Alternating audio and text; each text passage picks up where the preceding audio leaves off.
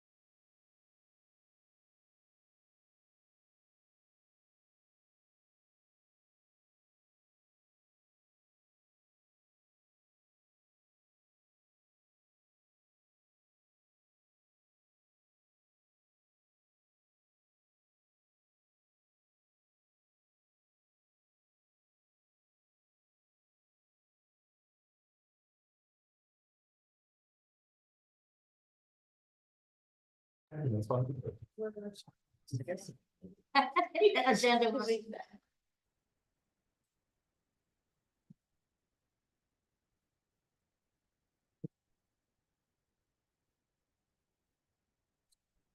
So Alicia, we have two application items. Did you mind giving a general summary? That'd be great. Explain. Okay, so we have, the first, these are numerically categorized, but the first is 24-01. Agenda item 24-01 for me to LLC. That proposed subdivision, 1,608 square feet, proposing to divide that lot into two smaller lots. One, will have 3,000 square feet and other. 31 square feet. There are existing improvements which consist primarily of two primary structures, single family homes. And they have been in existence since approximately the 1960s and essentially predate zoning. The property does fall within the industrial zone district. It's at this corner of Avenue and Wall Street. And so essentially, the primary structures are not allowed use. They're existing. They're legal non-conforming. The applicants did bring this proposal to the ZBA with the lot size deficiencies as well as setback deficiencies and setbacks. The total division and they received approval on the proposals.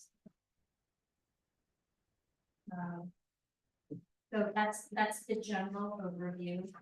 Within your packet, we have the staff report,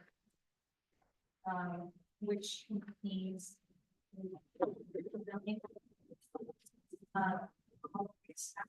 deficiencies have been essentially met with the ZBA approvals. DPW does have did provide a comment and requested the applicant to pick the water shut off for each building to make sure that they have that they communicated. And there were staff comments. The first one is cleaning out the bill numbers and efficiencies, the classifications for minor subdivision and seeker. Standard comment, essentially that the applicant depicts all utilities on the plat and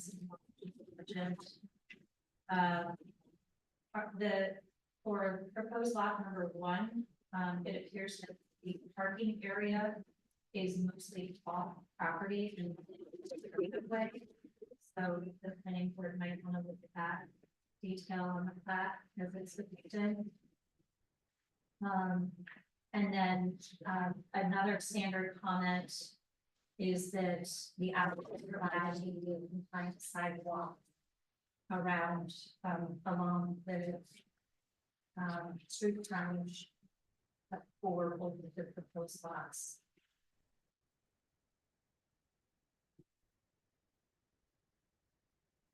And then there are minor recommendations for updates, revisions to the plat.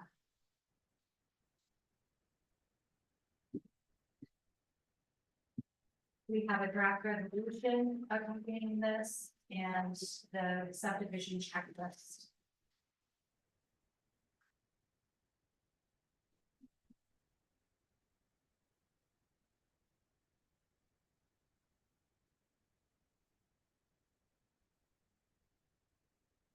And then we've got the application itself. While the ownership is in an LLC, we have been supplied with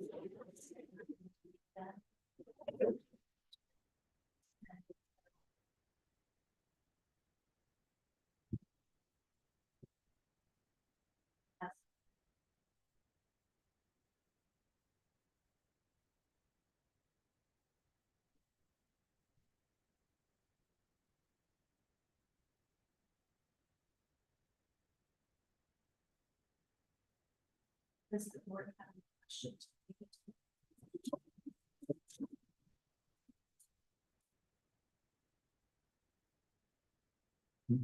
I had a conversation with Jim regarding the sidewalk being laid over the top of a stormwater line,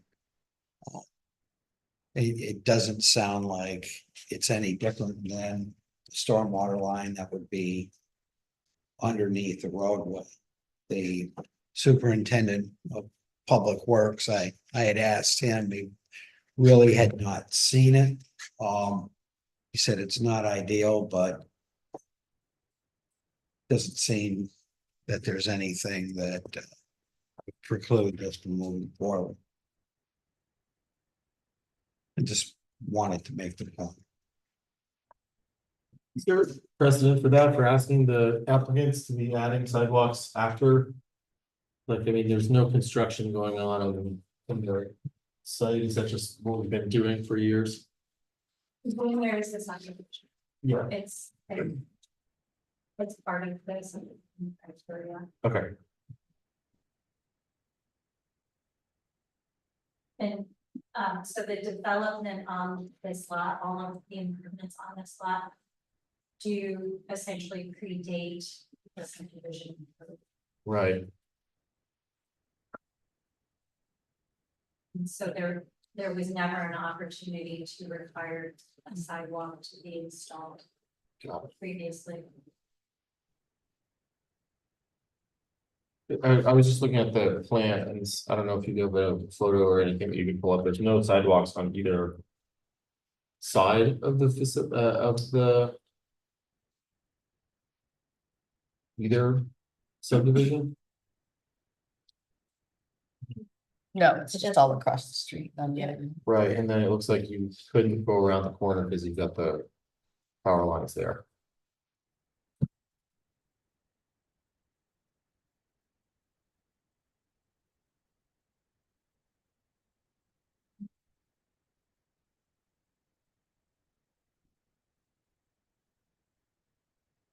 So how do you make that continuous on the corner? Because the property line literally goes right to the curb line. So how do you round the Wall Street to Main Mill Street corner?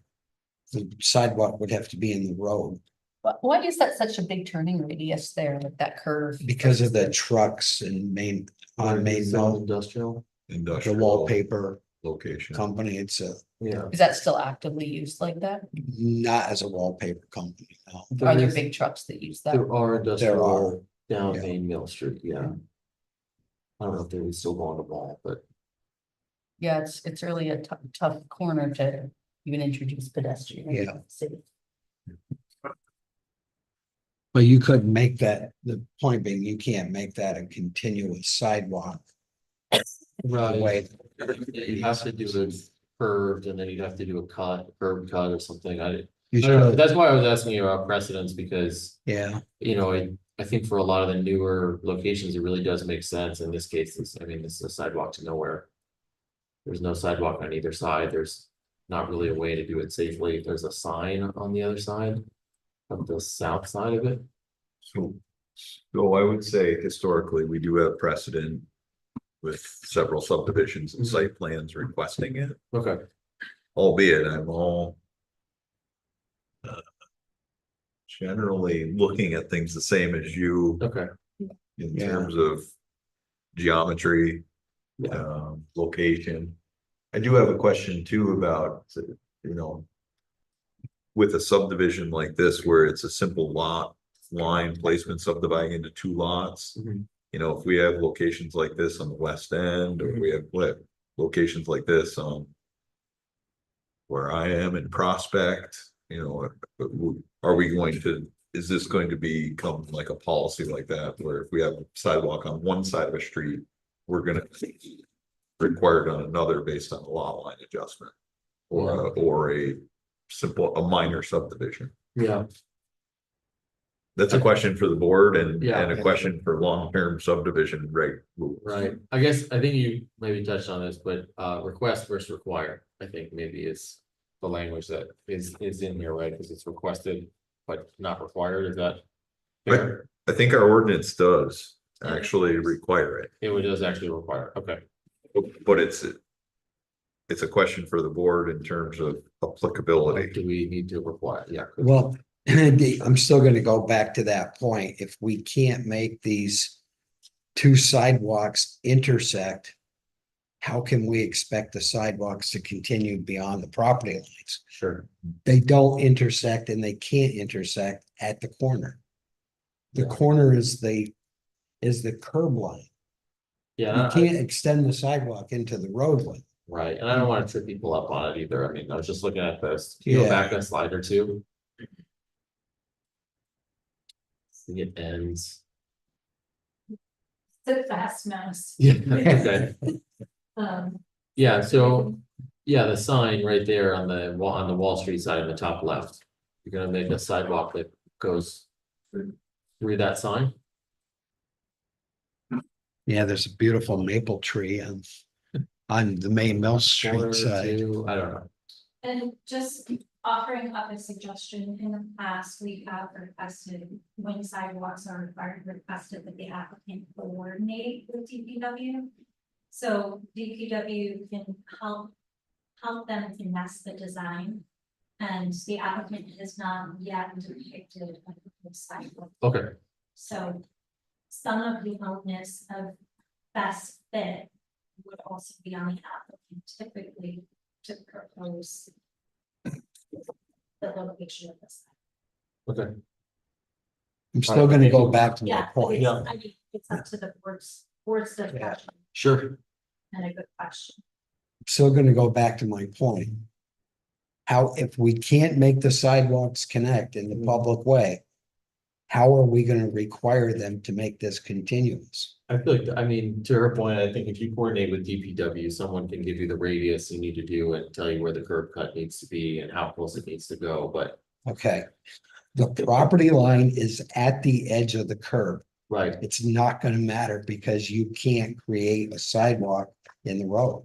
no, I mean, I That's- think there, you would have a curve and then you'd have to have like an L or something off of it. You know what I mean? So you're gonna have, it's not gonna look nice. I agree with you. It's probably not gonna be. You know, You're saying diminish the radius? No, I think it would be from.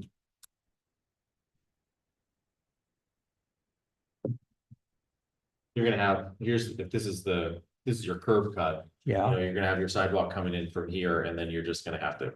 Go straight off of that, into something else, so yeah, it's gonna be odd if you're coming up here, and you'd have to go back around. It's gonna be the only way you have to. Here, do that on my Yeah. site plan so I can. Yeah. See exactly what you're, Yeah, sure. because here's the corner. Right, How do you make that sidewalk connect to both streets? I think you're just gonna go through it, I think you're just gonna go right through here. And you're gonna have it come in, you're gonna have to come in on the inside first. Can't require them to put a public sidewalks on their private property. It's gotta be within the street, right? It's not even in that right way. Yes. Gonna have it go straight through it. Meeting next week. Yeah, I mean, I've seen when there are traffic calming, you know, interventions, but I don't know that it makes sense to take away from that radius of the vehicle. No, I don't think That's it what I was, does. Yeah. I don't think it does.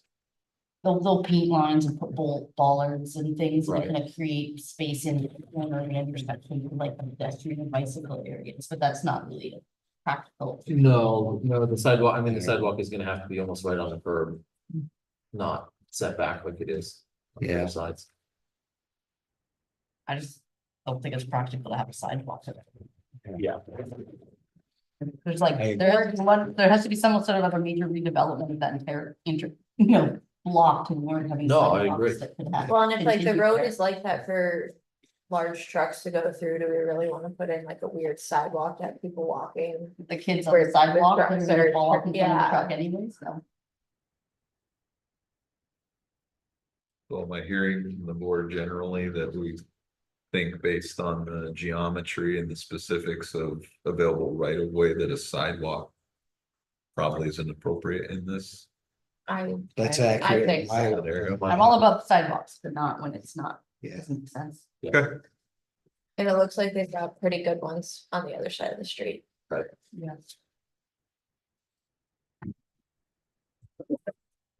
the only other item I had presented earlier that the board may consider, this is a minor subdivision.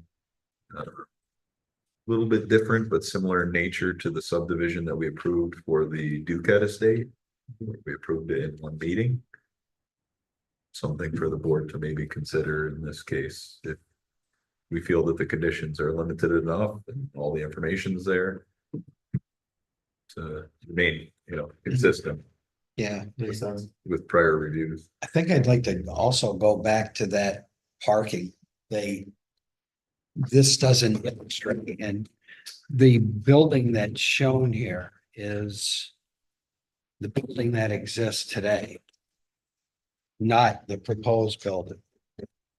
I would say the proposed building will be within the setback lines. So there's gonna need to be a modification to where the parking is on site. If the intent is to keep the parking area as it is, a car couldn't fit in there on the site, on the lot.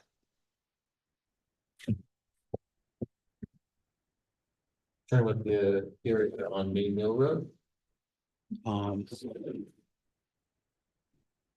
the northern property. On the map, Yes, that's gonna be, that's where the existing parking is, yeah, yeah,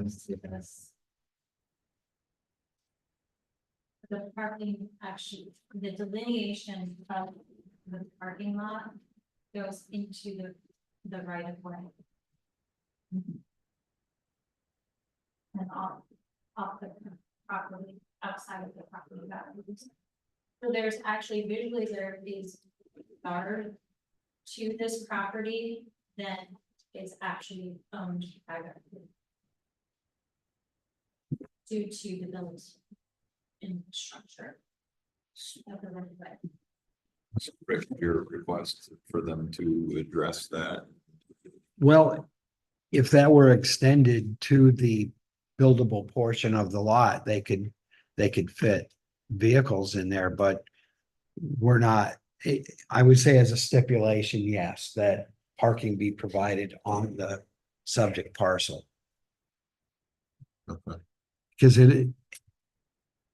without scaling it looks like it's about 9 feet in depth from the lot line to the end of the asphalt parking. Then you're like requesting them to increase impervious surface. Yeah. Yeah, does that factor into the, I mean, I think they're fine. From, which is lot one, that's lot one. And they have a minimum open space of 50 and they have yeah, they have 71%. 79. We're looking at lot one, right? Actually, it's 70. 79%. They have a lot. I'm looking at lot 2, I'm sorry, this one. That's lot one. Oh, yeah, Yeah, so we're right there, right? Yeah, they have Yes. lots. They have yeah, lots. yeah.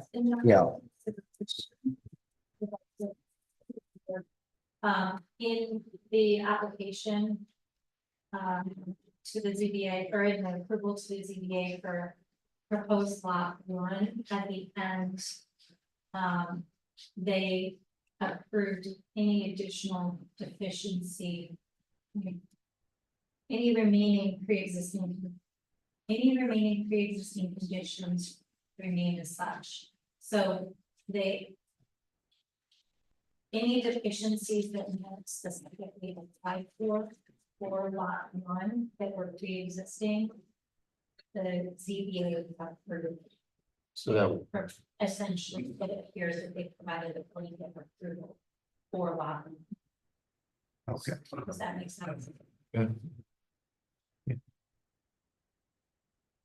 I just wanna apologize for the PowerPoint.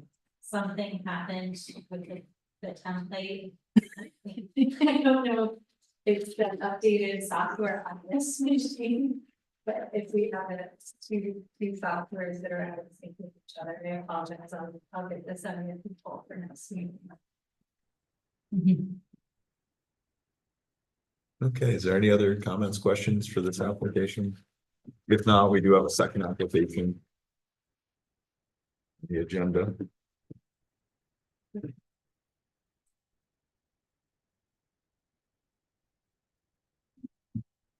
Ready for the second? Yes. Okay, great. So the second agenda item this evening is, a second review for planning board item 24-08. The project name five generally have new construction in 24. So essentially this would be a detailed review of the proposal. The proposal was originally reviewed as a sketch plan during the July for planning board meeting. And there were a fair amount of staff comments, interdepartment comments, and additional planning board conditions that got carried through to condition. The applicant has provided updates to let's go off my notes. So we have an updated staff report. That's the first item in our packet. There are items that are folded and oops.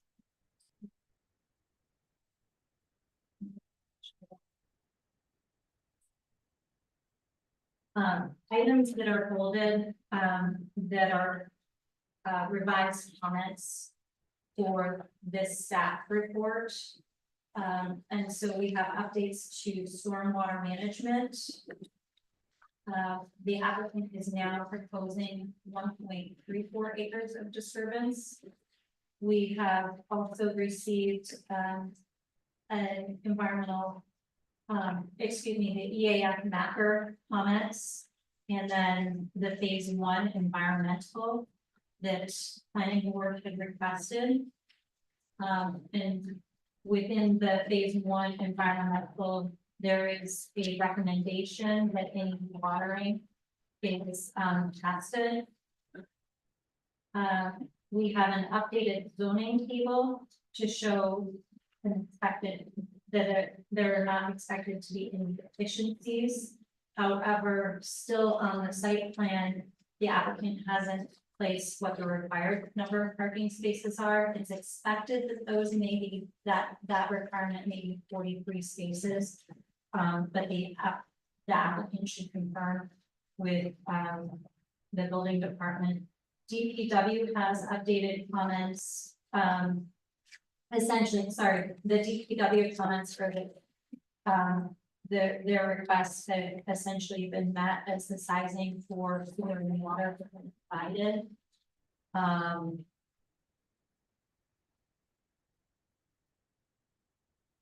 Connection details were provided. And the grading and stormwater erosion control portion of the plan has been updated as well. Depicting redepicting the runoff. NLD comments, the applicant is actively working with NLD regarding electrical loads in the proposed placement of the service lines. Building inspector's office comment that has essentially been met with a depiction of vegetation and tree line fortifications in the southwest corner, actually eastern corner of the lot.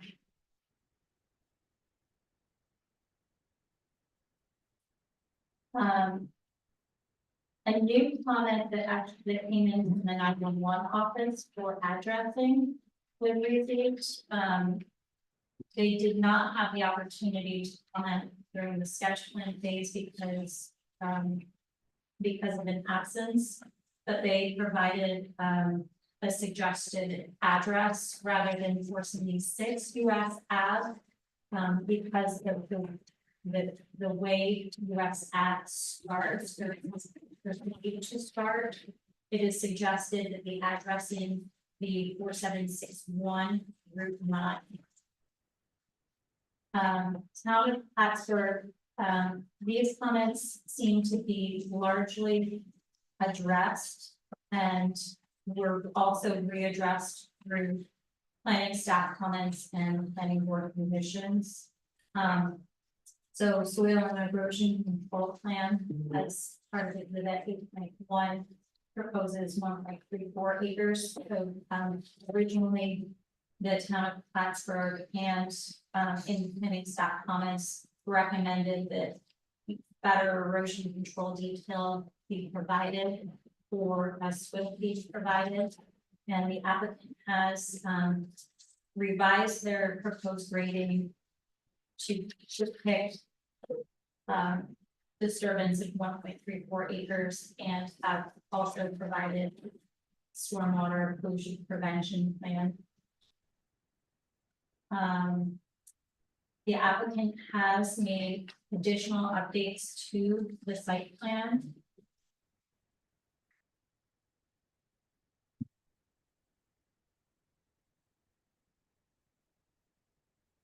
And has provided lighting and additional sign details and a colored picture of an existing store to provide an example of the proposed color format for the facade.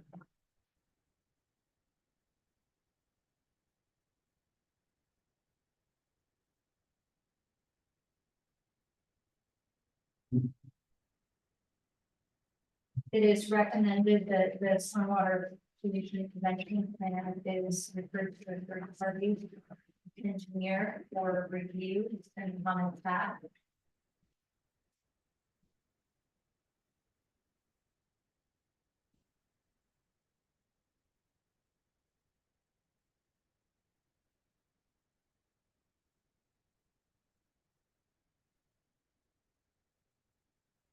I can give the board time to send through the rest of these.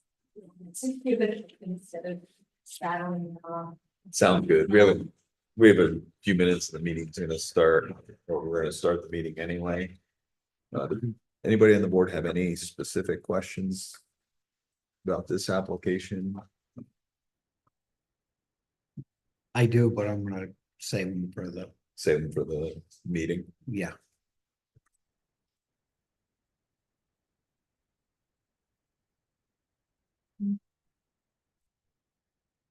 We've been sending the stormwater pollution prevention plans to third party evaluators for a while. What was the last one we sent to? Was it the storage units? Storage units. McDonald's, Okay, there's a handful of them. Yeah. Dunkin' Donuts. okay. A couple. Yeah. I do also want to draw the board's attention. We had received 3 public comments. Those should be included in your packet. Not in favor. Of the development. Okay, are we, we're still taping? Yes. Okay, then, it is 6 o'clock, so call the formal planning board meeting, to order, for Monday, September 23rd, 2024. We can all rise with pledge of allegiance. Pledge allegiance. To the flag of the United States of America, and to the republic for which it stands, one nation, under God, indivisible, with liberty and justice for all.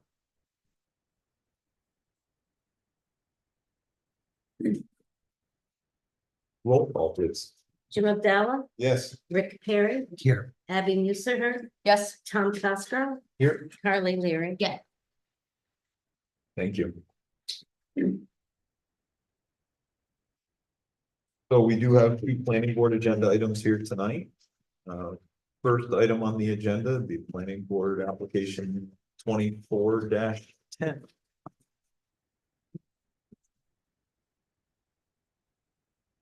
So, 24 is a special use.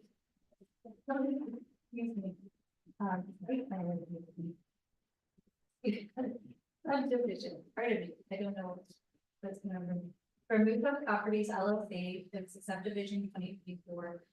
The applicant proposes a minor subdivision of 10,678 square feet of an improved parcel, tax map number 221.18-1-13 into two parcels, creating a new parcel of 4,247 square feet and another parcel of 6,431 square feet. Assigned to the property addresses of 47 Main North Street and 93 Wall Street. This again is located at tax map parcel number 221.18-1-13 with the associated existing addresses. It is zoned industrial.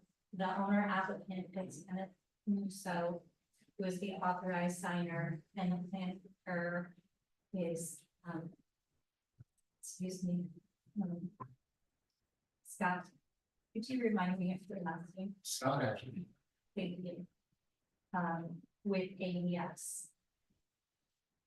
This is the property location at the corner of Main Wall Street and Wall Street. Again, the existing zoning is industrial. Here is an aerial photo of the property showing the improvements on the property. The residence assigned the address 47 Main Mill is the upper residence. There's a garage in the middle. And then 93 Wall Street is on the southern portion of that lot. And here are photos of the property frontages. So Wall Street is the top left photo. You have 93 Wall Street is the house closest to the edges. And then the 2-story is 47 Main Mill, which is also on the right, top right on that page. And here is an overview of the proposed plat. I have an active one to bring this up as well. It is a fairly straightforward proposed subdivision plat with the zoning table fully filled out. The table to the upper left is actually directly from the code showing what the requirements for the industrial zone district with the R2 zone district with the R2 zone district located directly across the street, across Wall Street from this properties. And then this is a copy of the two approved zoning board of appeals requests for the two proposed lots. Appeal 2370 is for 93 Wall Street.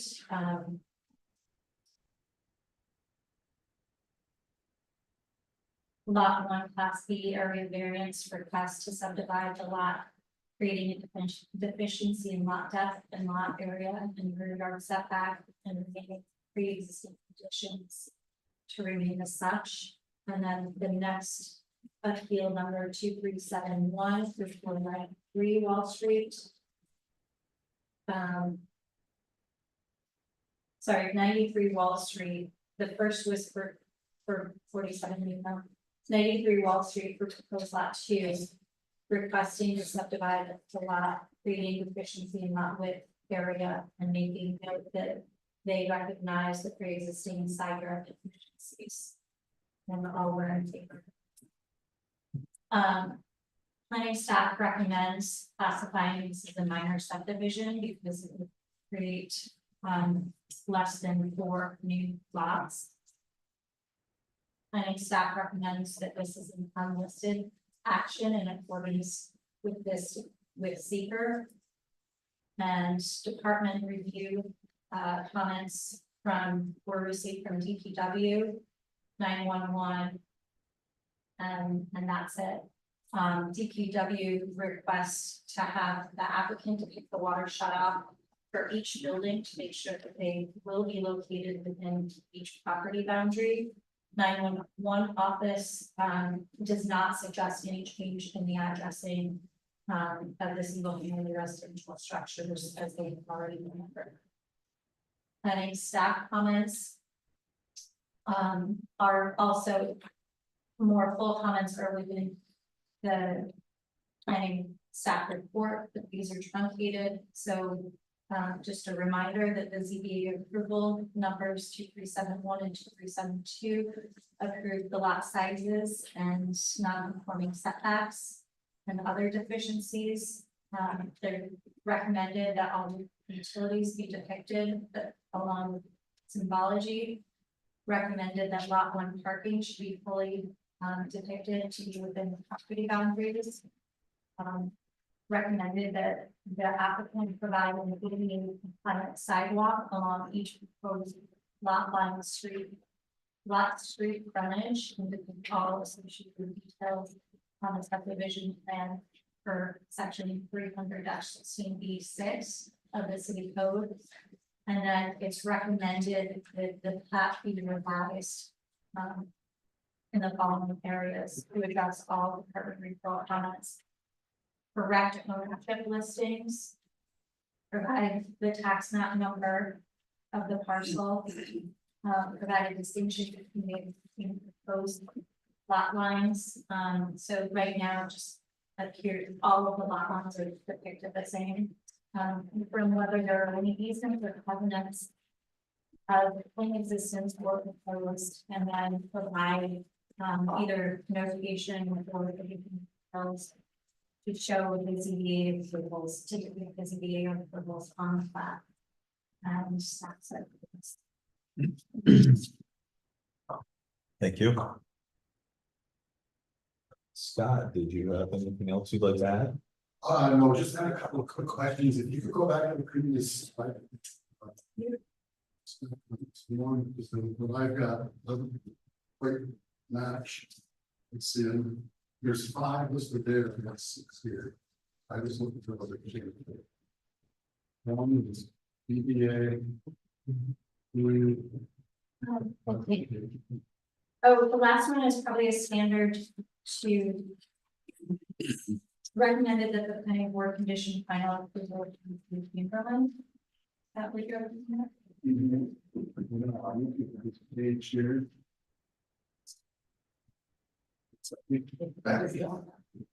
Yeah, can you come up to the microphone, so. It looks like it's the second one, the recommended the planning board classify the subdivision as a minor subdivision. Okay, that's the only difference between my list and what's up there. Yeah. All right, the other, And then we've got a number 7 about the confirming with the city chamber. It's I've got that too. on the staff on the screen. Yeah, got that. I've got that. And I saw somewhere about having, oh yes, up in the table above what we were just looking at, the comments. Up here in the staff report table. See what there it says on the right, I think. the far right column. It says the zoning confirmation. Interesting or DBA approval. I was just wondering what we would need to do. Yes, deficiency needs zoning confirmation if pre-existing or ZBA approval. I apologize, this got left in, and essentially reading back through the zoning, the ZBA approvals, they approved the Yes, but other deficiencies that weren't specifically called out. okay, so we don't have to do any, we don't have to take any action there. The only other question we had was on the recommendation to build sidewalks out here.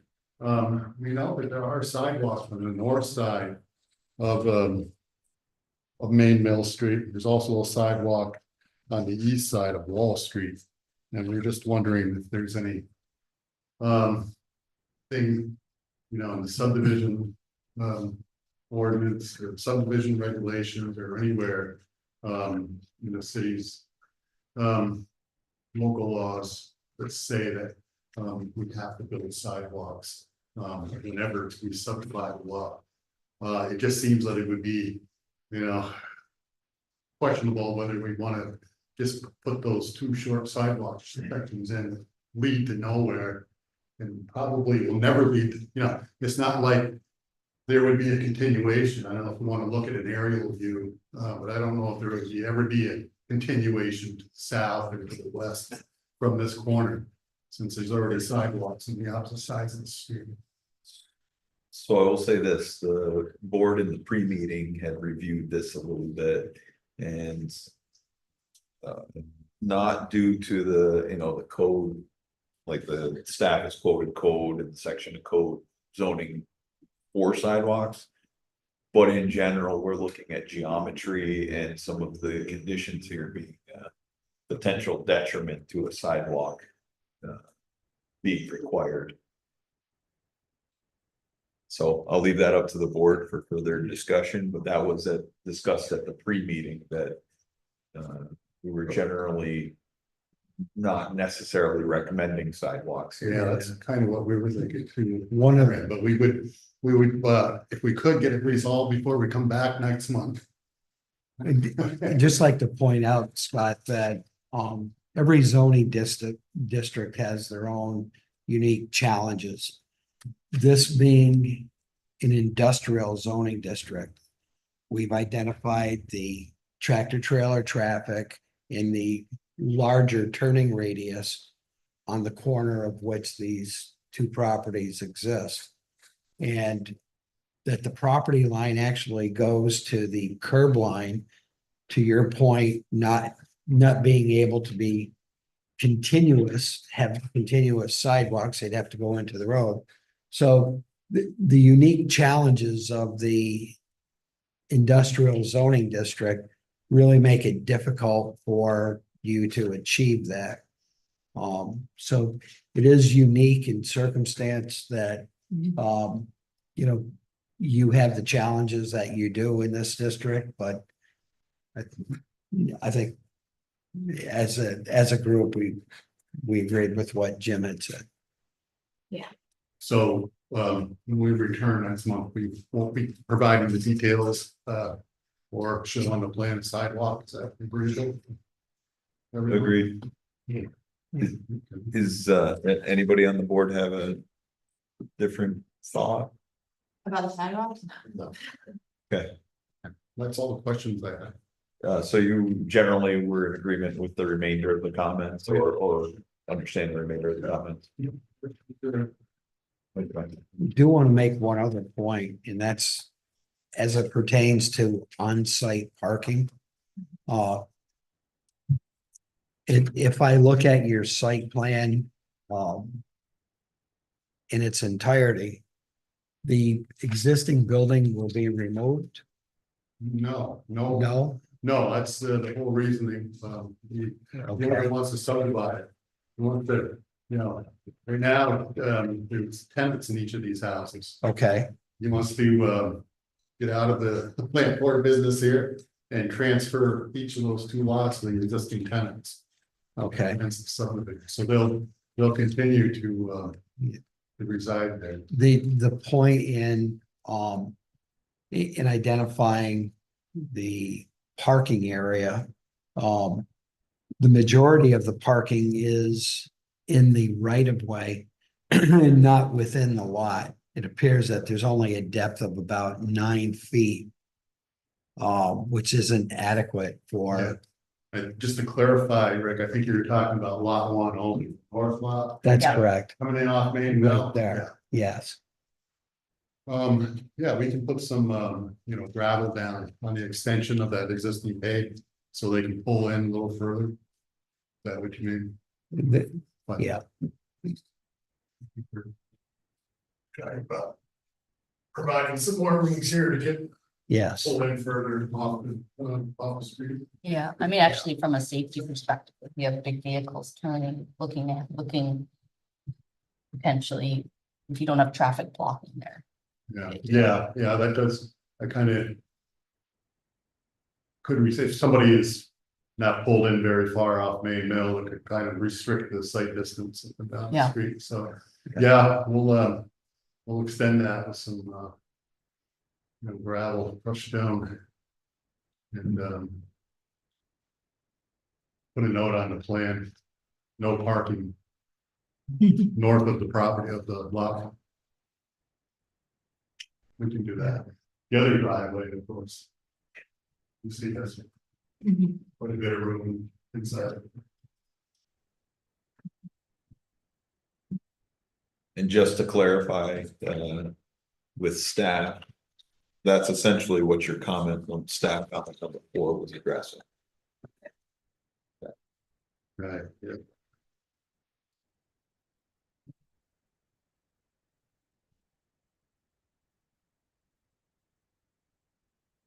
Any other questions or comments for us? Okay, thank you.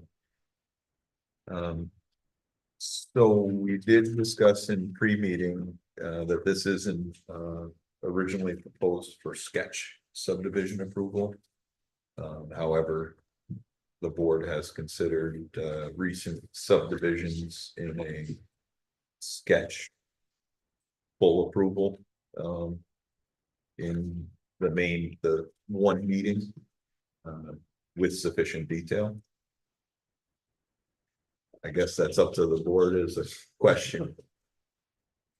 Just hold until the feedback section. Yeah. I guess that's up to the board to, Yeah, I think that, to me, that makes sense. Yeah, I mean, I Yeah. think there's a couple of comments that need to be addressed, but to your point, I think a lot of it is. Been addressed here already or can be addressed easily with a revision. In terms of. Yeah. Yeah, no, it's making sure that everything is depicted as needed on the plans, so. I would like to remind that the agenda does not reflect a public hearing for this agenda item. okay, The way our public hearings are announced and our usually handles them. There is fairly generic language. Stating that there is a public hearing scheduled for this meeting. you're talking about in general for the. And this meeting has already been announced Correct. that we would have public hearing. Okay, The agenda has been posted, but in this current agenda, we would just. It doesn't have a line item in there. okay, so we could open it for public hearing though, seeing it's been advertised. There's people here to comment. Makes sense, okay. And we do have a short form seeker complete in our To, packet. So we could review part 2 and. Okay. Does anybody on the board have any objections or? No, I mean, as long as the people, I mean, I guess they're renters, right? People living there anyway. it's my understanding. Okay. Well, in this case, then I guess I would move to open the public hearing for planning board application 24-10. There's anybody here to offer comment? Is there anybody online? Okay, with no further discussion, I'll move to close the public hearing. Move to seeker review, which again, we have a part 1 with the baseline information, and if we can review the part 2, or if that can guide us through part 2. So it's a series of 11 questions. And the answer will be either no with small impact or small impact may occur, or moderate to large impact, so, if I do not hear a response from the planning board, I will assume that the answer is no for small impact. That's okay with everybody. I'll read through the question. Will the proposed action create material conflict with the adopted land use or zoning regulation? Will the proposed action result in a change in the use or intensity of the land? Will the proposed action impair the character or quality of the existing community? Will the proposed action have an impact on the environmental characteristics that cause the establishment of a critical environmental area? Will the proposed action result in an adverse change in the existing level of traffic or affect existing infrastructure for mass transit, hiking, or walkway? Will the proposed action cause an increase in the use of energy and its fails to incorporate reasonable available energy conservation for renewable energy opportunities? Will the proposed action impair the character or quality of the historic, archaeological, architectural, or aesthetic resources? Will the proposed action result in an adverse change to natural resources? Will the proposed action result in an increase in the potential for erosion, flooding, or drainage problems? Will the proposed action create a hazard to the environmental resources or human? So that was it for part two. And then part three of the form PAF said for every question you put to it, it was to product to life impact, which there were none, or if there's a need to explain why this section is left available for the board to further explain their position, but essentially all the result of this is for a small impact. Okay, in this case, we don't have a full draft resolution, but if the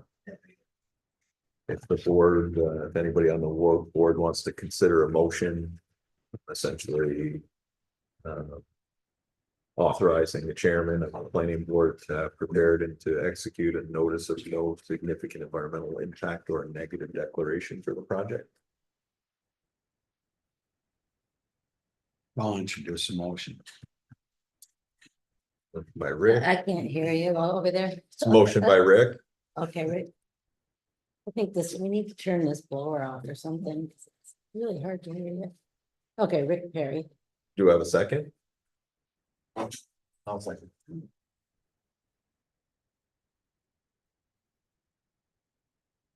Roll call, Okay, Jim Abdallah, yes. Rick Perry, Yes. Abby Musser, Tom Costro, Yes. Carly Leary. Yes. And then we do have an application again for approval. This would be the formal approval of the minor subdivision. With the conditions outlined by staff. Except for the board's striking of the requirement of sidewalks. I think we should just make certain that the record's clear or not. That we identify the justification for striking the sidewalk motion because it is part of our code. Therefore, having a reasonable reason to not follow through with the code requires you to actually overturn it. We should be clear on that. You want to entertain that motion? I'll try. Great. The resolution 2215, is that the correct number? Nope. I don't know why I have it. It's OLBA. It's an old, yeah. Yeah, Yeah, okay. So I guess 2410. I don't have. I have that. I have. We don't have 2410. Okay. So in Wow. this case, it'll be it's an outlined motion. Okay. I'd like to make a motion to approve the subdivision as requested, following staff comments. And with the elimination of the requirement for continuous sidewalks on the site, given the uniqueness of the industrial zoning district, the lot technically is encumbered by a wide turning radius from Main Mill Street onto Wall Street. And the uniqueness of the application would not allow for the sidewalk to be continuous. Also with the consideration that the parking area will be provided in its entirety on the lot, as identified by Mr. Allen. That's pretty much it. Nothing else. And then Cool. Do you have a second? Second, Second by Abby. Roll call, Jim Abdallah, yes. Rick Perry, Yes. Abby Musser, yes. Tom Cosgrove, yes. Carly Weary. Yes. Thank you very much, everyone. Thank you. We really appreciate combining sketch with everybody. Both.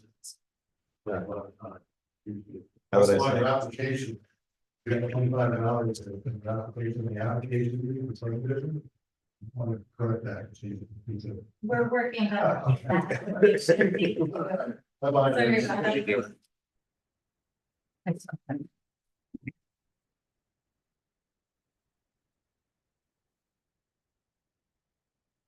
We do have one more application tonight. This is a returning application, planning board number, application number 24-08.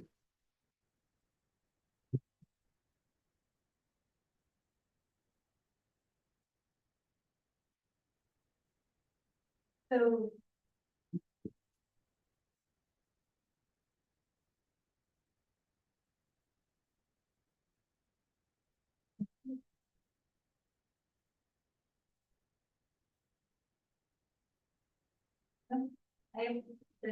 My PowerPoint is not up to date. Perhaps it got. No, sorry. Okay, 24-08, SPR for creative development for site plan for USF.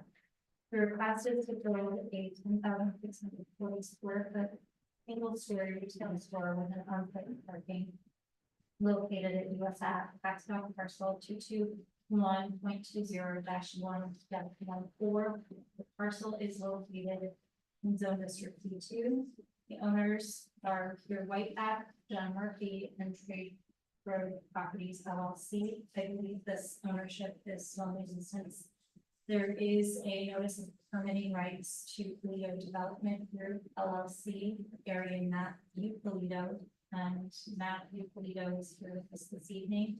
The plan preparers Karen Jarvis with the Dale Associates, who is also here with us this evening. Just an overview of a review of the previous PowerPoint. This is the property location and parcel directly across from the Nevada Oval. Here's the parcel highlighted, showing it's right on the town border. And then the zone district B2, surrounded by residential zone districts across the street and behind it. And then separate zone districts across the town boundary, which align with service center district, intended to accommodate commercial uses at a slightly greater intensive scale from the town's regular commercial district.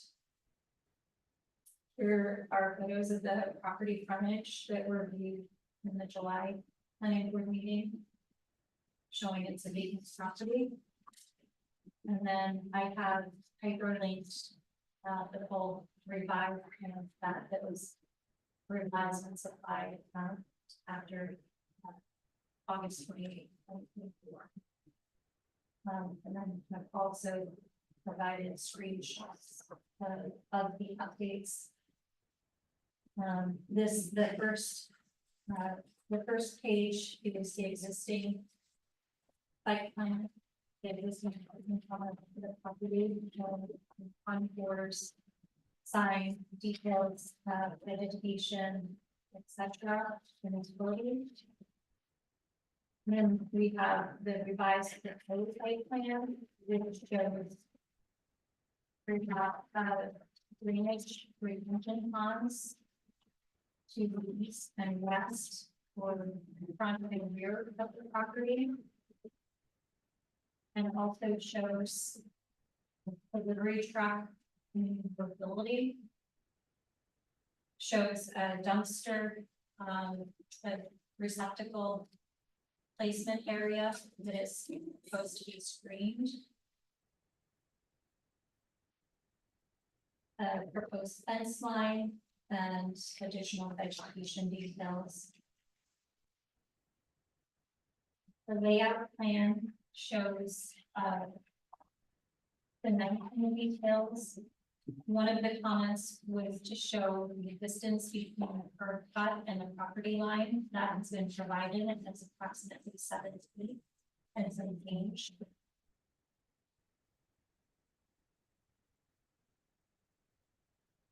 And then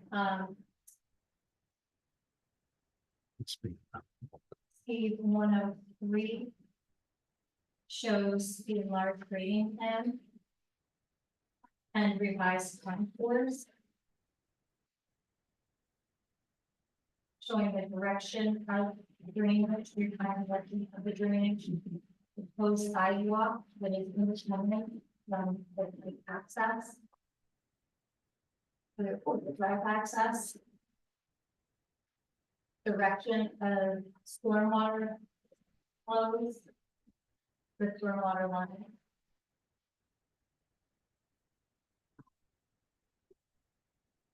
Vegetation and fence line details still come through on this plan sheet as well. And then, so that, and this plan sheet shows the eastern side of the floor, which would be the front yard. And then the enlarged grading plan 104 shows the rear of the property. Close-up depictions. And then we have detail sheets for proposed water, sewer, and center line drive. The water and sewer lines show their sizing,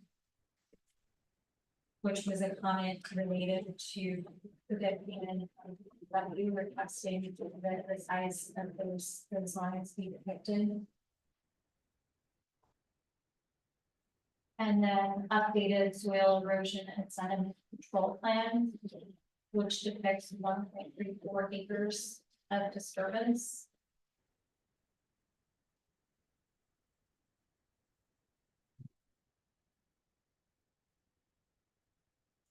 Erosion control detail sheet has been updated. And then we have construction detail sheets. The buffering or enclosement of the proposed dumpster area is included in the detail sheet to the upper right. And then we also received a site lighting plan that wasn't part of the original proposal.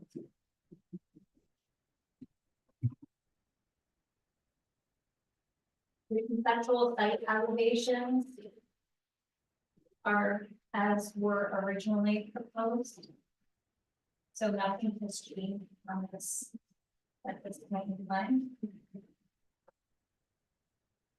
And then The applicant did provide this photo of an existing Dollar General store to depict the proposed colors for the board's request and the condition of the sketch plan approval.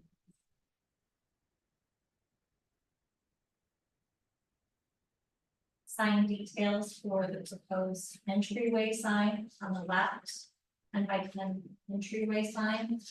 And then on the right, the wall mounted sign to go above the entryway doors of the building.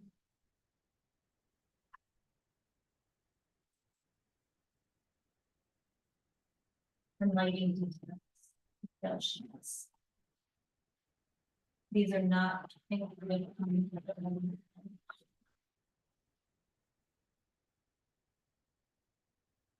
You should have these detailed sheets in your packets as well.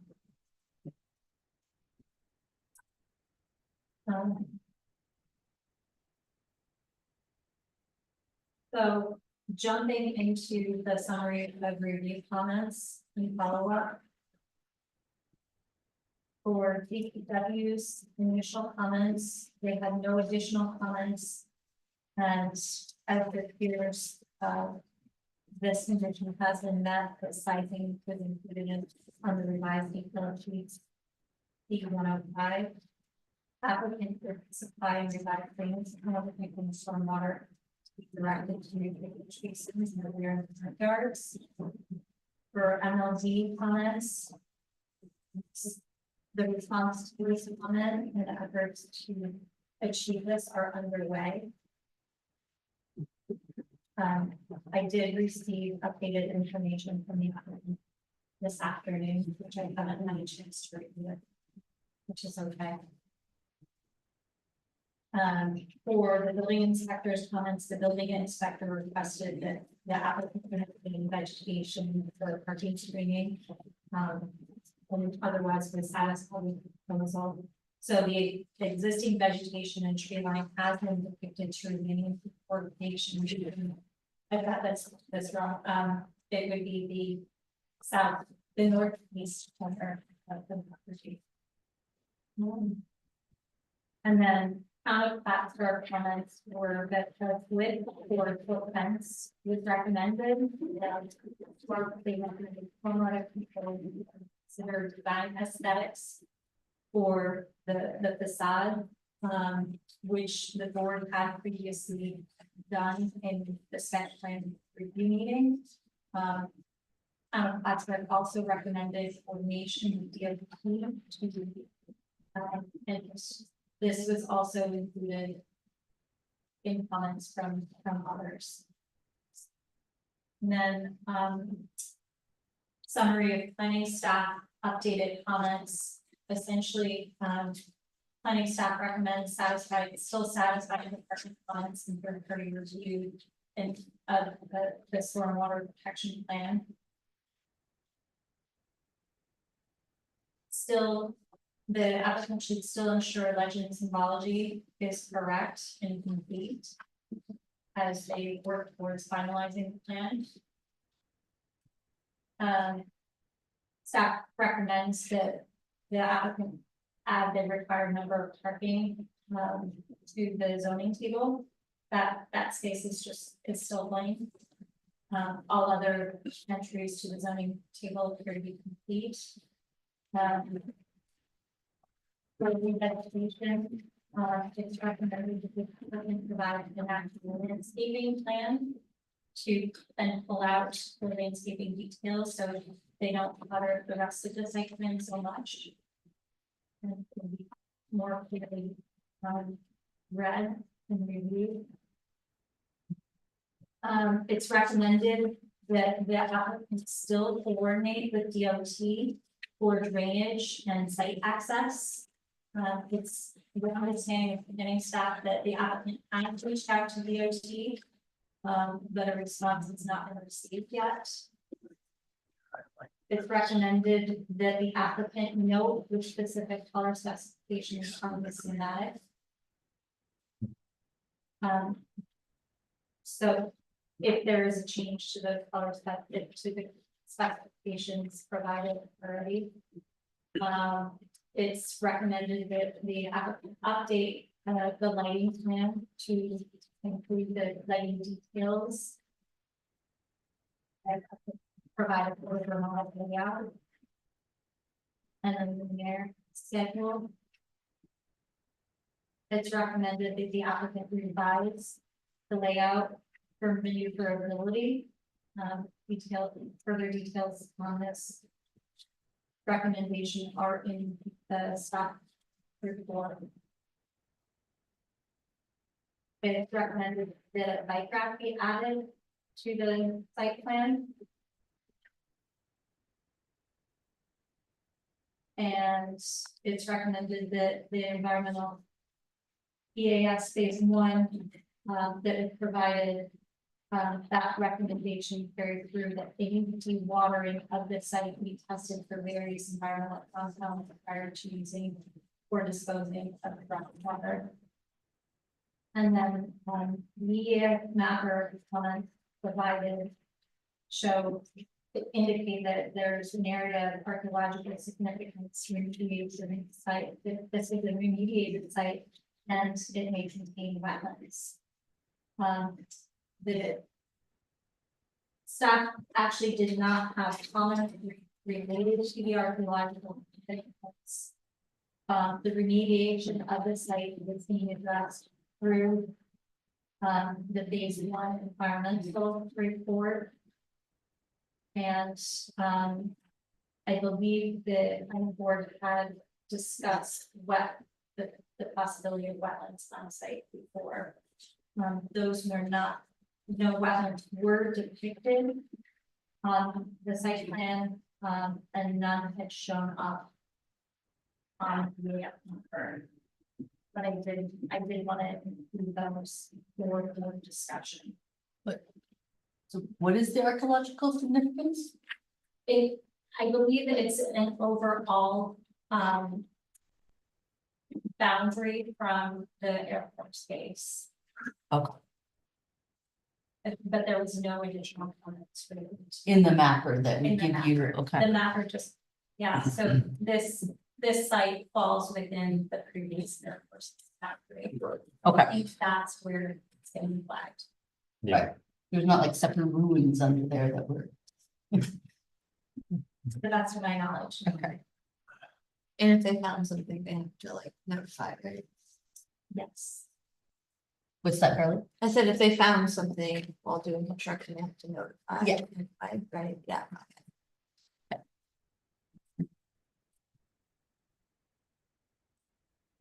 So that's all I have for this, at this point in time. I'm happy to open the hyperlink to the full plan set if you would like. Or we'll turn it back to you. I think we'll turn it over to the applicant to present any other additional information that you feel would be helpful. I think there's only just a couple quick things I noted. First one on the site lighting plan. The fixtures are actually called out on E100. There's 2 notes up to the far right that calls out both light fixtures. So those are on there. And then the site details show the pole bases. So I think we have that one covered. The parking number again. We still have a 0 in there. I know I wrote that in there twice, but apparently my draft one missed it twice. So, and I didn't get it, so I think if you go strictly by square footage, it's 43 spaces. And then the actual number he wrote in that we did have, he had 38, and it's actually 40. So we are offering 40 spaces. We go strictly by the city code, there should be 43. Just think we know from, experience in these facilities that that's quite a lot of parking spaces. And trying to increase or trying to limit our impervious area, in my opinion, it doesn't. Probably not ideal to add more parking, so. Guess the rest of it would be answering any other questions or comments, you guys had. And then I guess. One other thing popped to mind was the landscaping plan. We aren't showing any, so everything calls to be seeded, mulched, so it'll be grass. And we're adding a screening fence. We aren't showing adding any vegetation. That line that shows. That is the limit of clearing and grubbing, the limit of the vegetation that's being taken out. Essentially allows us to get the sewer line. We're cutting that a little bit. So that would be on. If you look on C 101, you'll see the little note on the bottom. Right here.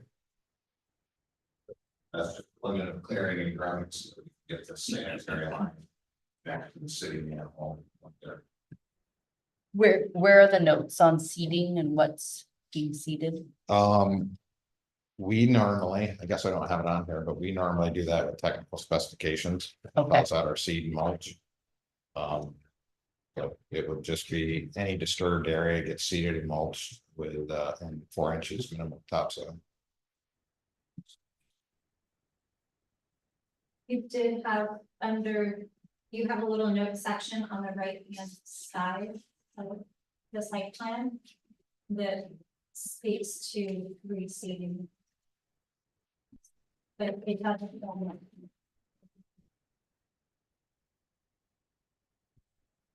I mean, we can add a note to call out what the seed and mulch fertilizer consists of.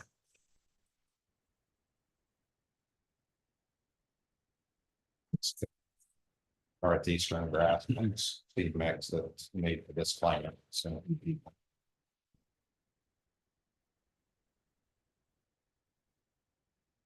Guess with that, I'll open it up for any questions you had for me. Thank you. Did you mention that you had illustrations of the light fixtures for the parking area? that you used? So we had those detail sheets that were submitted. That shows each light. It's, It's yeah. those are the actual light fixtures. So they're all dark sky, and that's the pole mounted light. There, Okay, yeah, this is the building mounted. Dark sky compliant.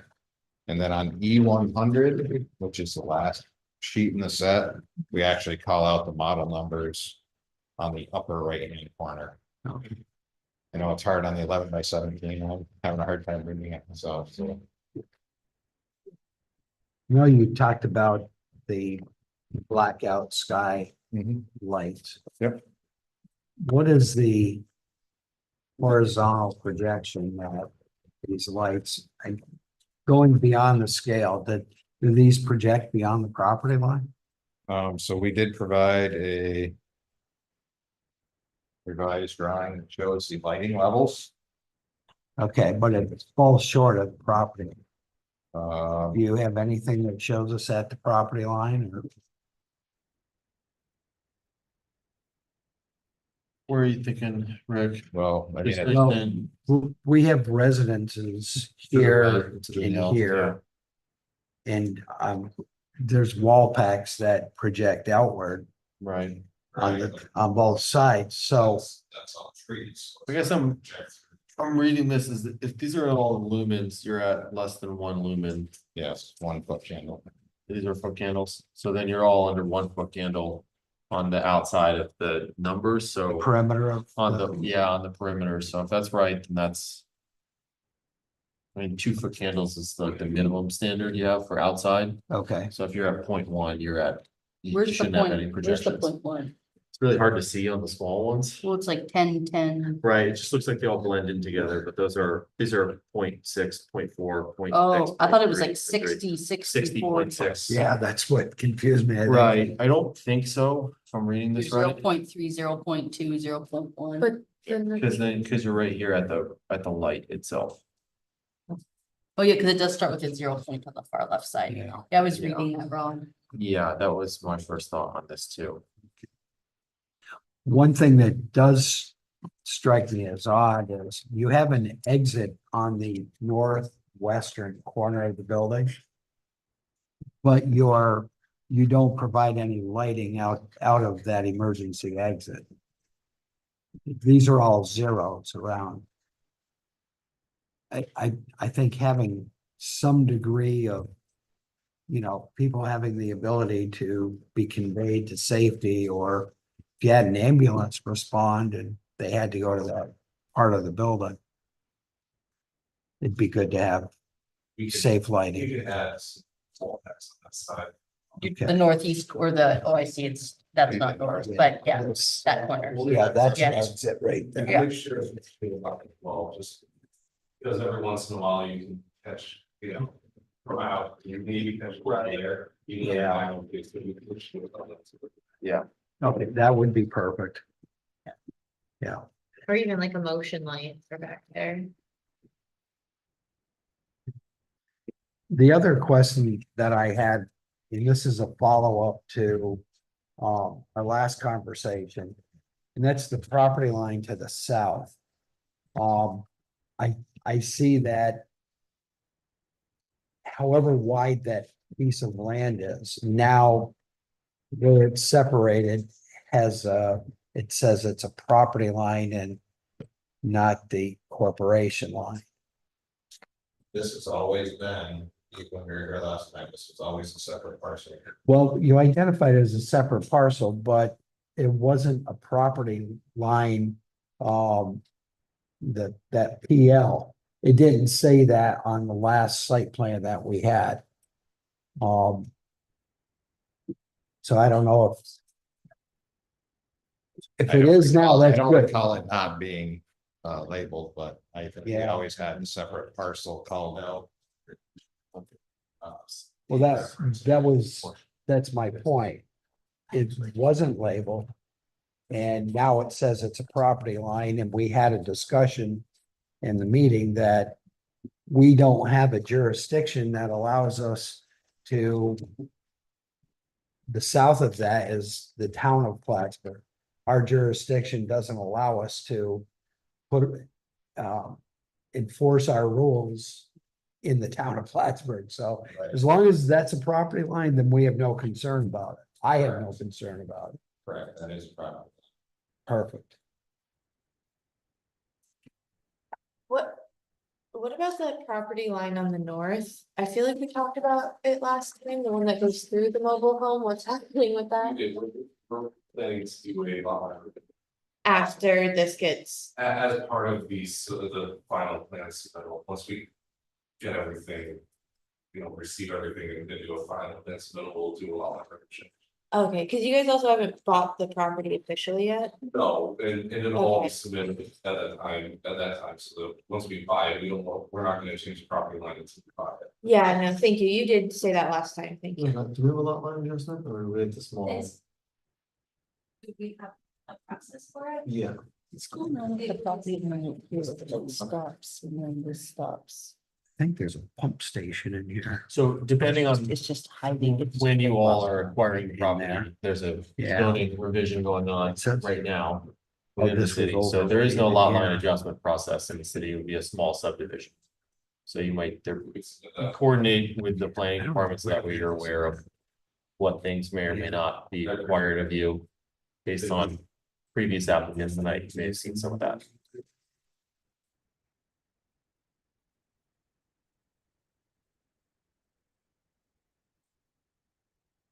I don't know.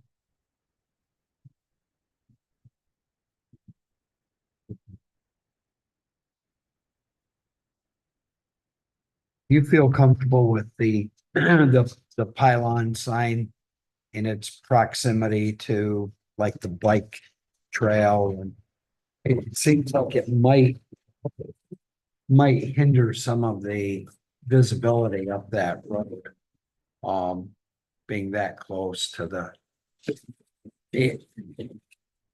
you've studied the site more than I have. Just curious. Any car parked off the sidewalk, they should be able to see both directions, no issues. Okay. And can we add like stop bars to the paving? so that we can control that.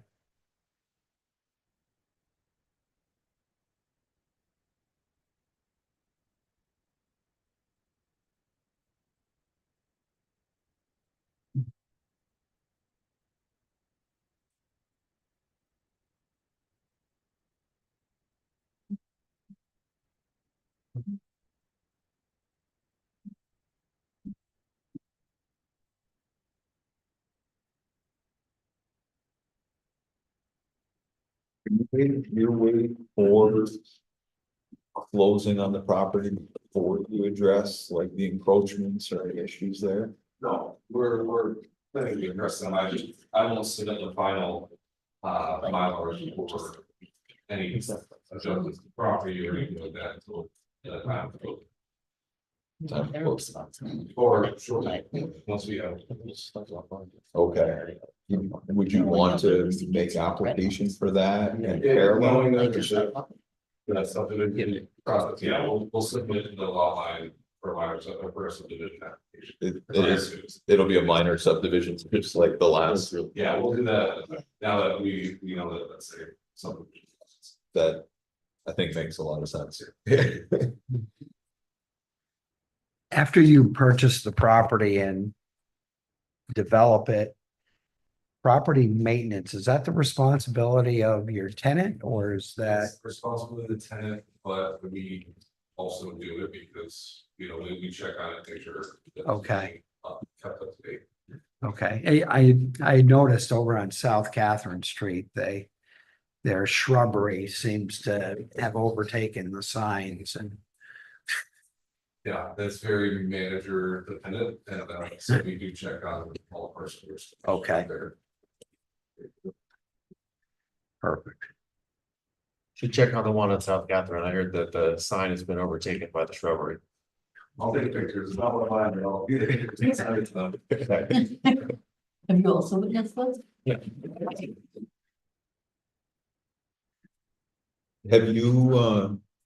Have you had confirmation in regards to DOT's involvement in the driveway and the permitting? So we sent them drawings. Said, and in the email to the DOT Region 7 permits office said. So here's some preliminary drawings, but we've been told that sometimes you do it, sometimes the city does it. Can you tell me who's gonna do this one? Okay. And my one contact that I know that I talk to regularly. I sent it to him, he said, send it to the permits office. So he didn't want to answer either, so. I don't know, maybe just because it's right on the city limit, that it's a little more complicated, but. I'm trying to get an answer, but they haven't answered yet. Okay. So I mean, my one question, aside from their review. Would be the stormwater review. So we have a third party review, which is typical. With that said, though, if DOT is going to take jurisdiction and you are draining into potentially their infrastructure, then I think with the way that's drained now. There really isn't much of anything going into their infrastructure, because they don't really have any infrastructure out there other than their right of way. again, I guess that would be one of the questions and. But the drawings we sent them did show all this. So it's kind of part of the. If I can get somebody to answer me, we can ask some questions, but. Again, some of it's just more in the thought of potentially saving you time and effort if we're gonna go through third party review, and the DOT is gonna review it, getting a DOT review and then doing the third party, maybe to your benefit, but without Right. knowing, Right. you know. I mean, right now, the whole thing. Actually, it's any of the parts of the drains off. So it really won't be. I know how the DOT is, but again, we're not doing work. So right, it's. There now. Yeah. All that space. But you are making connections to the storm. So yes, we did, part of that is we've got a storm, we've got a water connection here. And on that pixelated screen, it's hard to read. But we do have a sanitary connection that's in there right away. We've got the water connection that's in there right away. And the storm as well. So that's all been sent to them already. Question. So they will, want their typical shoring and bracing plans and all that. Work in there, but they're within 10 feet of the asphalt. So I'll let you coordinate again with staff here in terms of how that review overlays with the third party review and We'll try to. your timing. Yeah. I'll make the next call, the next person out here. Let's, But I'm sorry, I'm just not understanding the ponds in the front and the back. Can you explain that more? Like, are they always going to have water or just when it rains and they get filled up with water? so most of the time, there will be a whole lot of water in them. The back pond essentially takes everything off the roof. Okay, And the front pond takes pretty much the asphalt. It goes in, so the soils are reasonable there, they actually perk fairly well, and the groundwater table is not very shallow. So there will be times where they're probably, on a normal summer that hasn't been this summer where it rains every third day, there may be times where they're relatively dry. I mean, you have the outlet structures there too. right? Yes. Right, So yes, we do have outlet structures, those are the overflow structures for the ponds. If they fill up, they will go into the storm drainage Kind of like a rain garden. system. yeah, are you gonna have any plants around it or it's just gonna be grass? Well, it'll all be grass and So I guess in this case, this is a little bit unique for the city. We do not have a whole lot of open basins in our properties. So I guess to that question, when you're talking about just grass and you envision this as a basin that's gonna be full of cattails, or it's just gonna need to be maintained. who maintains it? I'm just thinking here. Yeah. Cause I'm also thinking of some around, there's several around where I live and some have cattails, some have nothing, some have water. Resistant plants, and they all have 3 very different looks to them. Is there a preference? It's easy enough to do anything. I will say the one that has nothing in it, when it drains out after a heavy rain and it drains out, it just turns into like a mud spot and it gets like all the grass will get washed out and it looks pretty bad. But that's more of an aesthetic thing. And then the plants, some of the plants do offer more stability to the soils and whatnot as well if you place them in there and do a slower drainage of the water. We'll all provide landscape plans for that area. Yeah. I mean, I don't have any strong suggestions. I don't know if anybody else does, but the planting nothing can look pretty crappy after a while. Yeah. I would say some type of complementary landscape plan would be appropriate in this case. Some of it's the eye of the beholder. I know some Yeah. comments we would get probably would be like no basin in the front. I don't think we have provisions now on something like that, but definitely a landscape plan would be something appropriate. Just while we're talking about the front, one observation I have is that the sidewalk connecting and then there's like the delineated crosswalk across the parking lot. But that corner radius on this bottom left of the screen. I think if you connect up to the building where that crosswalk connects to the building, keep going up, right there. That corner at the rate, not the paint stripes, but when you would come onto the side, the patio in front of the building, if there was a curb cut or something It would there. have to have A ramp, yeah, it's not shown right now. It's shown for the accessible parking, but I don't see kind of provisions to connect. that should. Okay, yeah, I know the way it's radiused right now wouldn't permit that. You have to square it off and get a. Those are mountable curbs, right? I mean, because one illustration shows the trucks backing over them, so I would Well, assume. that's just striping, right? Striping. That's just striping on asphalt, but then, That's what that, yeah, okay. but it creates kind of like a part of that crosswalk area, I think. Yeah. What's up?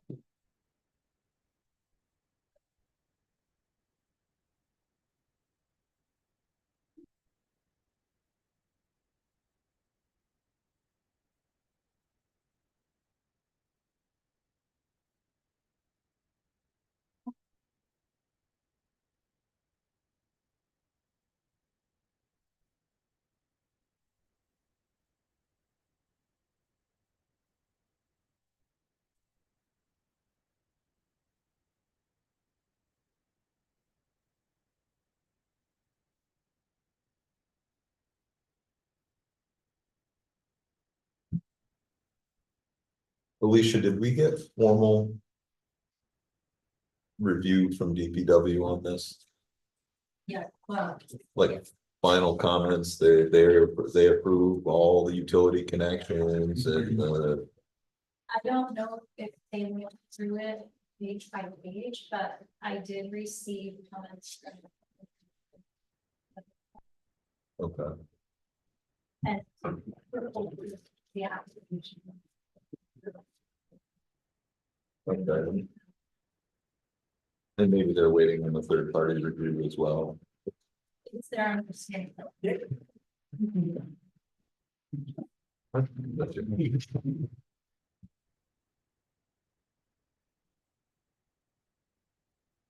DPW has been quite busy. Yeah. Has I didn't see any notes on here in terms of like zoning compliance for signage. Is I that have all? not Received any comments from the. Is that being reviewed by them or is that? It has been referred to them. I can circle back and check with them. And again, feel free, any discussion you want to have with the departments on some of these items. You guys typically just do like that. A lot of places when I do these, the sign permit's a whole separate process anyways. Planning board just wants to know there's gonna be a sign and what it's gonna look like, and then there's a sign permit that has to go through the code office. There is, but the biggest thing is I don't want to approve something here on this plan that all of a sudden shows up as a conflict and Okay, there. So we do try to get the department full review of these things. Understood. Again, you're potentially going through DOT review. The city does prescribe to DOT standards anyway, so that's consistent. I wasn't sure whether you would have handicap tactile strip notification at the either side of the driveway. yeah, yes. Well. Yeah, No. We pick that up in some of your other sidewalk. Review on site as well. I don't know if, where is the water table on this property? I didn't bring the geotech with me, but it's, I wanna say it was 6 feet or more. Do you expect to hit water table in these basins? I think there might be some right at the very bottom. How does that coincide with the phase 1 and phase 2? Dewatering testing requirements? We aren't planning on pumping anything off site or anything, so I don't anticipate it's gonna be an issue, but I'm gonna be honest, I didn't read all 1,067 pages of the phase 1. That's, I didn't see that note. Okay, I was gonna say, I haven't read it either, I'm only, The phase is actually a phase. Yeah. so But that, it was called out in the conclusion. Okay, Skip to that. so I guess that's something you'll look at in terms of how that affects site construction, stormwater.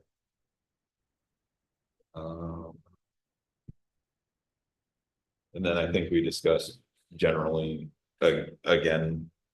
Landscape with the front, you know, if that has some level of street plantings, you know. I'll leave that up to you to develop.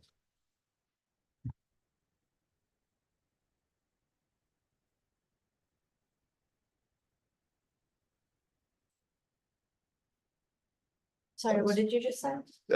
Street plantings. I was talking about, with landscape plan for the overall frontage, the idea of implementing potential street plantings.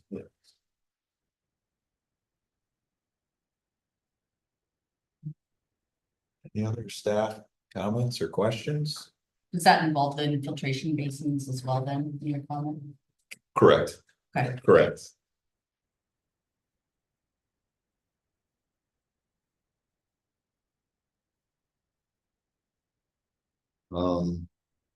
Has staff had a chance to look at the third-party engineering options?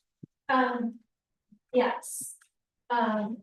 So I did receive 2 proposals and I haven't had a chance to Okay, present them to the applicant. But the second proposal actually just came in today. With the rate sheets, the proposed escrow amounts for each are quite a bit different. Okay. If you would like, one is the Verge Group, and then the other is Martin and the Judas. And they did both provide the rate sheets.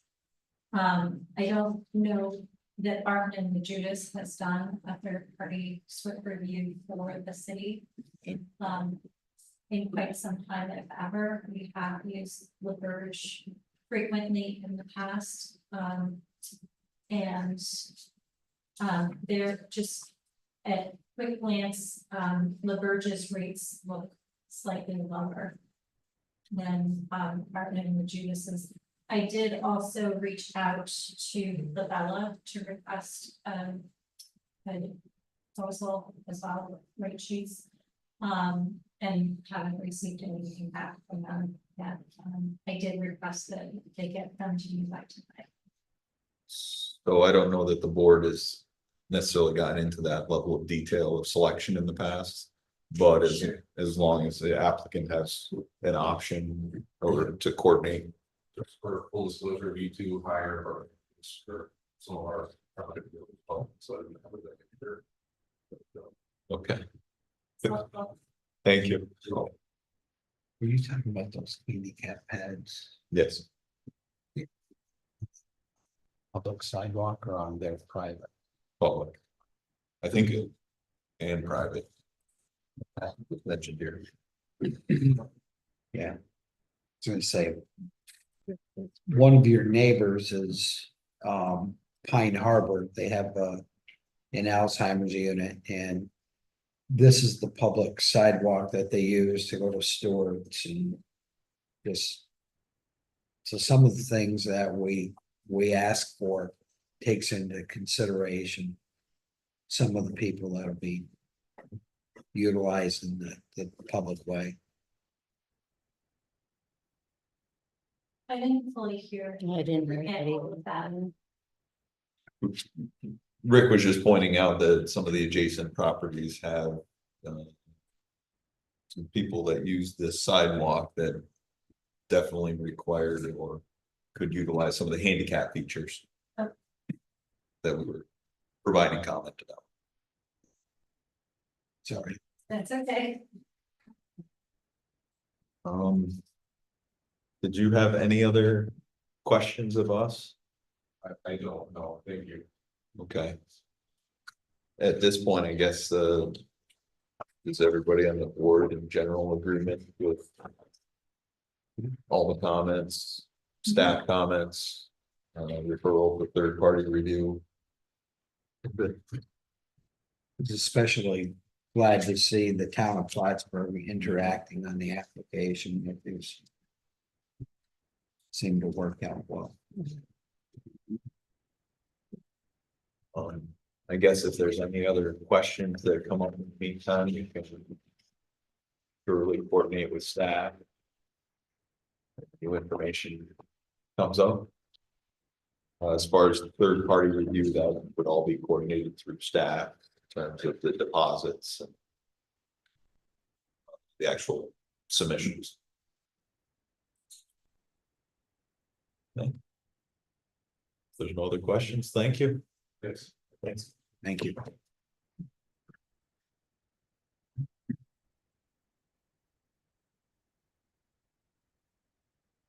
Not really familiar with third party reviews.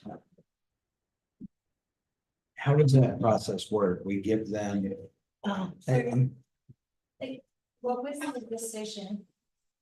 There still needs to be some sort of like, For, whether you're going to adopt or deny or table. I mean, I don't think we have all the information to do one way or the other, so I mean, we could table it. I would, yeah. That's what I assumed that we probably wanted to do, but there just needs to be a. Because we don't have the stormwater stuff. Well, right, so there should be a summary of if there's any additional information that's still needed. Reciting if, you know, if the planning board concurs with staff comments, and then a vote on, if you don't feel that there's some sufficient information, you can table it. You wanna grab those guys so they know that it's stable? I can follow up with them. But there should be a vote one way or another, or approve, deny, or table. Because it was a proposed agenda item. And unless you've done one in the past, and I'm not aware of that. I'm fine with tabling it the way it's written here. Okay,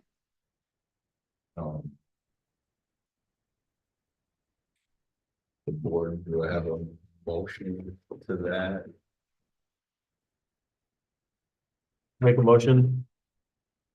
So this is for 24B, we're skipping the A down there, is that what we're doing? So. Again, I don't feel we have all the information we haven't actually held a public hearing.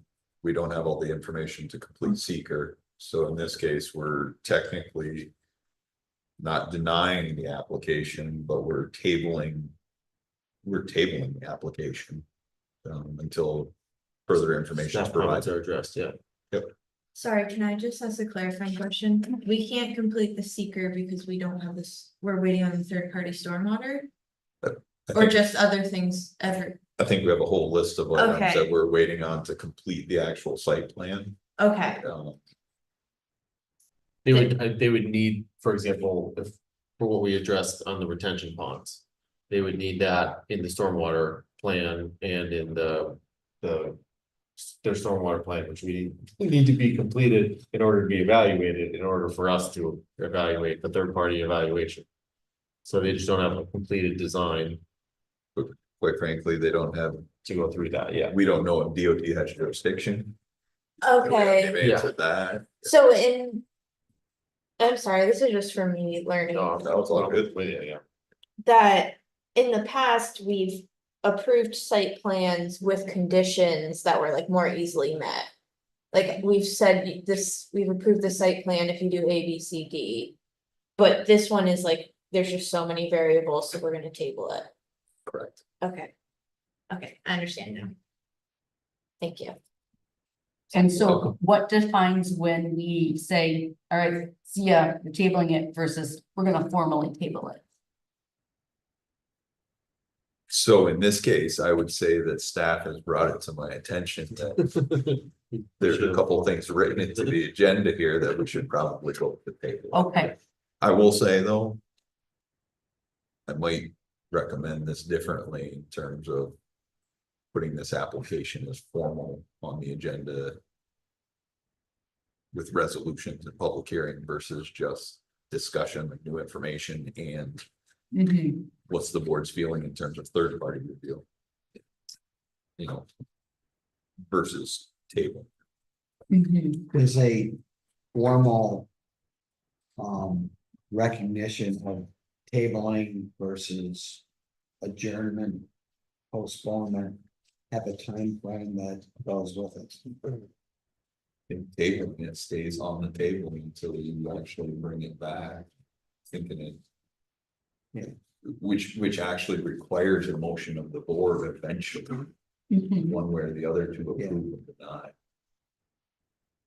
An adjournment just Yeah, adjourns it. It never comes back. there are some circumstances that. Come with time frames and. You know, for them to come back within 60 days or a decision be rendered within a certain amount of time, so. I don't But I know. think postponements, You can table indefinitely, fairly indefinitely. If they provide updated information to the point that there could be a vote, it can come back and, or the applicant can request to come back in front of the planning board. And then it would resume the next meeting that that would be on the agenda. Right. So tabling doesn't mar the application. Or the potential approval in the future. It just says there's not enough information. Okay. okay, so the technical procedure would be a tabling the Yeah. So ahead of this meeting, did we know that there wasn't enough information? I would say so. Yeah. Yeah. Okay. Did they? Why did they call me? They didn't know they didn't have enough? Or they were just hoping to say yes? I think there were also some things that staff had requested. Maybe staff Yeah. can answer that question. Come back fast enough, yeah. If you all, and I was looking at past precedent for other applications that required. Where the board requested a third party SWIFT review, and it was my understanding that the board had to formally request the SWIFT review. Okay. That staff couldn't just make that requirement or impose that requirement. And the last meeting, it was indicated that there may need to be a SWIFT review, but it wasn't. Right, last meeting. We didn't know the under- acre. Last meeting, they were under an acre, this now they're over, So so. there we were need less to updates, and I require. apologize, this Got it. could have come forward as just an update, and that was my slight. No. So in the future, I'm happy to just propose, bring something like this as an update to the board. And. But I think all of the conversation tonight was helpful, and provided additional direction to the applicant. Yeah, So for sure. I don't think anything is lost in the board providing a vote Yeah, to for sure. table. And I apologize for any confusion. No, I'm not trying to So, question anything, I'm No, just, no, yeah. Do you want it in two separate motions in terms of, I think the board should probably approve the third party review, which has already been discussed. With the applicant, and then also the tabling of the right. current application. It should be, you could, and I don't know if the third party review has to be. For resolution, take that in order and. It appears that was a precedent in the past. But there would need to be two different conditions because we have a 24-08A for the seeker, which I wasn't sure if the board would want to hold with the seeker tonight and hold a public hearing. While they may not have approved the actual application to 24-08B. Because of requested additional information, which the board would have tabled. So the fact that there are those two items, you should technically have two votes. If that makes sense. Table the whole application in one. Sure. Good. That's what I would say, table the application as submitted. Complete. And then. So the one, and then we'll need a second motion for. Referral to third party. Make a motion, let's see. Which one table? What is the motion? I'm gonna make a Oh, motion, you're gonna make. a yeah, make a motion to send application, I'm trying to find the right number here. Thank you, 24-08 for third party. Review of the stormwater plan. So that's the first motion. I will second that. Roll call. Jim Abdallah, Yes. Rick Perry, Yes. Abby Musser, Yes. Tom Cosgrove, Yes. and Carly Leary. Yes. Okay, and then the second motion would be to table Yep. the application. I'll make a motion to table planning board application 24-08. I'll second. Jim Abdallah, Yes. Rick Perry, Yes. Abby Musser, Yes. Tom Cosgrove. Yes. Carly Leary. Yes. Thank you. That was good teamwork. Thank you all. Did you have other business tonight? We, it's more of a thing with Him and Maddie, but for the full board, we have a full pack meeting. That for October 1st.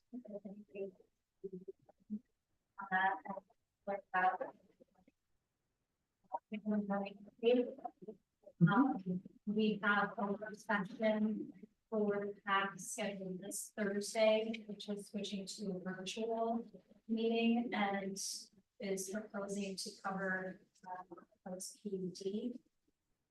Question for, or cover PUD question for post PUD. Thank you. It's outside of its own process, it's outside of the safety plan. Where the proposal doesn't fit neatly within the code. Of a site plan review process, so it's like a hybrid process. Okay. Right now, there's a threshold, actually, the threshold varies across uses, but for a lot acreage threshold covers around 5 acres. And there's some discussion to bring that down slightly. And there should be just minor language revisions in the PUD, because right now our PUD doesn't indicate that council has a review role in that, and traditionally PUDs include the acting board, the governance board. So we have that coming up, and I have discussed with Matt Rogers about potentially providing presentations to the planning board. So we haven't ironed out that detail yet, but he thinks that's a great idea, and I'll try to figure out when and how that can take place and reach out to all of you. PUD is a great tool to increase density. Like when we did the downtown parking lot project. The standard there went from 5 acres down to 3 acres in that district, but because it's high-rise, it was high-rise housing, it afforded more density rather than the 24 units that's allowed in a standard lot going through the PUD. You changed, and then the number of buildings within the project scope changes. Yeah, It's that a good tool. makes total sense. And the way the zoning code is currently written, the density that exists downtown currently would not be able to be built according to the way the code is written today. Yep. Districts, which is very interesting, and that's part of It the is. revisions to bring what is existing in downtown into better compliance. Or bring the code into better compliance, that's their stuff with downtown, because it's the understanding that people like what is here. And we have a few vacant lots that wouldn't match their neighbors. Sure. And wouldn't be able to meet the threshold of the communities. So. Yeah. Yeah. Good. Other than that, I don't have anything else. Do you guys have any questions for us? When do you expect finalization of the, We're working on it. okay,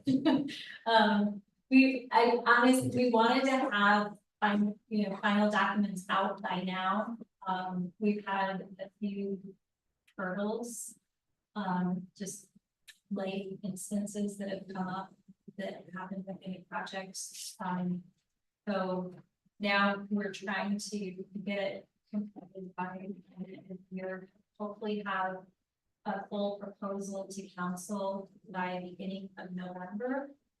But at this point in time, that might be quite aggressive. So, it will remain to be seen. We're down to the wire for this year. did you ever come up with a solution for that transition zone? From the RH to the downtown? The Oak Street transition, Yeah, off the top of my head, I think, Jim, do you recall, is that going to an overlay? I think so. Yeah, I think, because it's not getting transferred to the downtown, it's not getting transferred to C, it's not staying in RH. I think we're providing, an overlay that would be a hybrid, allow a hybrid to. And not in any existing uses. that district has changed more than any other district in this city. I mean, there was a time when it was, and I'm talking Oak Street to North Catherine. It was commercial, it was business, it was R2, it was R1, it's RH. Over the last 50 years, it's really changed a lot. That's interesting to hear. Yeah, but, it does protect those non-conforming properties, and it has throughout its whole span of time. There's a lot of business that happens in there and a lot of services that are. Yes. So, and it offers a good in my opinion, a good natural transition. Between downtown, which is the highest density, and RH is actually kind of medium density. So it kind of Yeah, bridges the two of them. because of that allowance for like in-law apartments and kind of in between single family and multifamily. Yeah, well, that's good. But the historical transitions really is a good basis for overlay. It's. There are businesses still today that they're in existence when that was a B zone. This one.